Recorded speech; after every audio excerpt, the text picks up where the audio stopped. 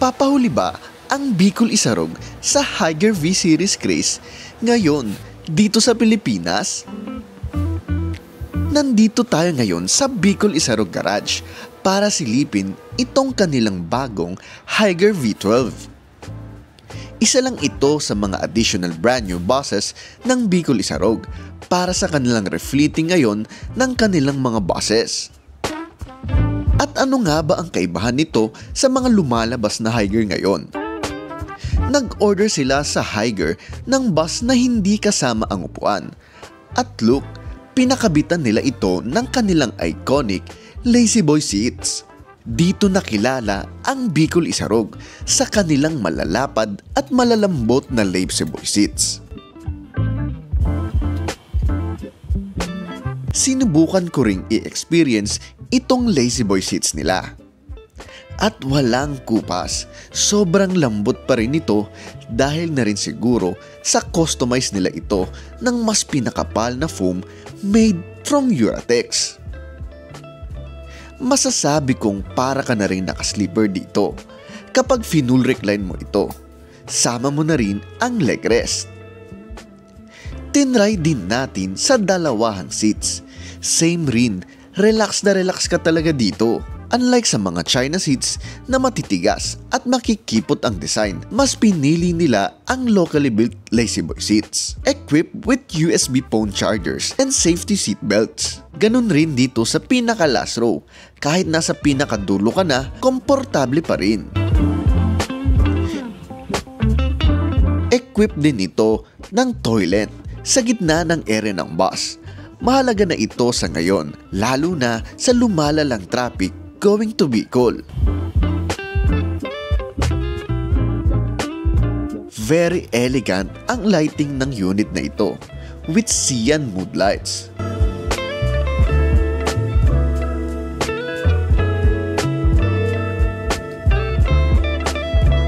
Wood grain na rin ang ginamit na flooring vinyl dito.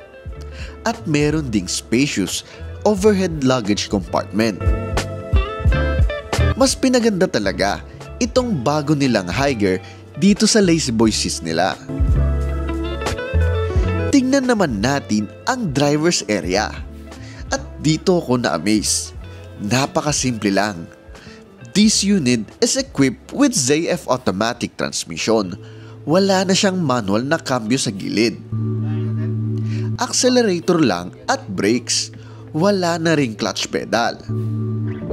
Isa pang kakaiba dito, meron siyang monitor for controls ng CCTV cameras at room lights. Centralized na siya sa isang monitor, although meron pa ring manual buttons for door and lights. At isa pang kakaiba rin dito, itong speedometer niya, na para ng iPad. Kumpleto sa informations na madaling i-access ng driver.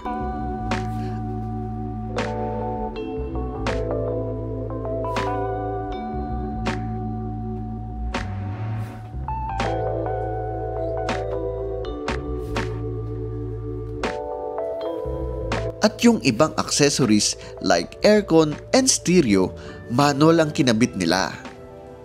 At ang headlight, pwede mong i-adjust ang sight kung gusto mong babaan or itaas.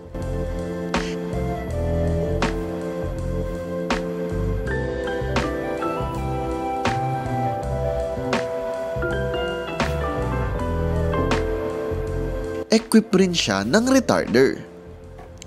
Very sleek at simple lang ang driver's area. Very friendly sa driver.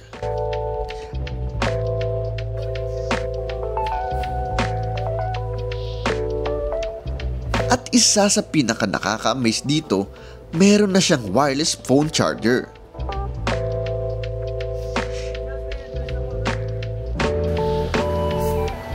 LED na rin ang taillight na ginamit dito.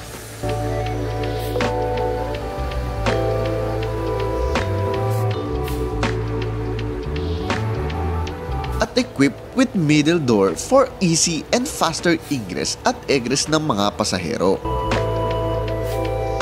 Naglagay na rin sila ng rollers para sa rear bumper nito, para in case na kung madestino man siya sa tawid dagat, may support na para hindi masira ang bumper nito. Continuous din ang LED taillights dito sa likod. Tingnan naman natin itong luggage compartment. Tagusan rin ang compartment nito. Maluwag at easy access.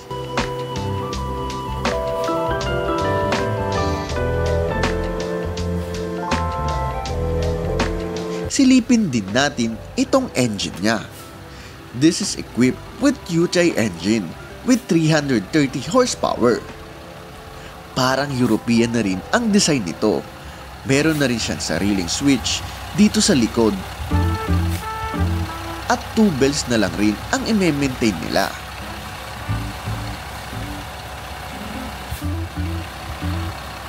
Well insulated din ang engine room at maganda ang design ng air intake.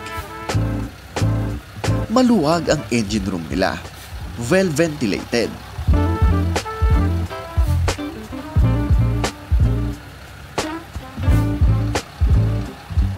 At ito na ang bagong pinagmamalaki ng mga China buses ngayon, ang electric cooling system with 6 fans na gagana lang kapag na-detect na niya na kailangan ng i-cool down ang radiator. Magaganda na rin ang designs ng vents nila, well ventilated, same with air intake. Isa sa pinagmamalaki ng CBU units ang alignment ng body nila. Wala kang makikitang misalignment. Equipped din ito ng dashcam for safety.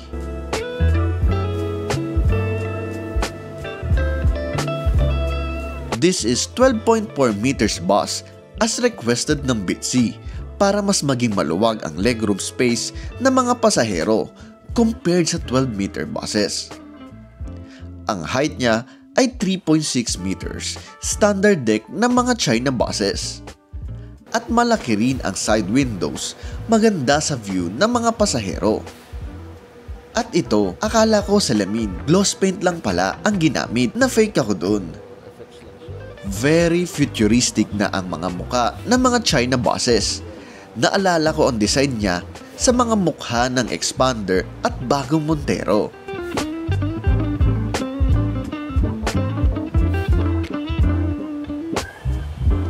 Yuchai with 330 horsepower and Euro 5 engine na rin ang ginamit dito based sa model plate niya. At isa sa magandang feature din nito ay ang easy access for maintenance ng headlights, spare tire, towing and other accessories dito sa harap dahil 4 pieces modular itong front mast niya. Naaakalain natin na parang robot na siya.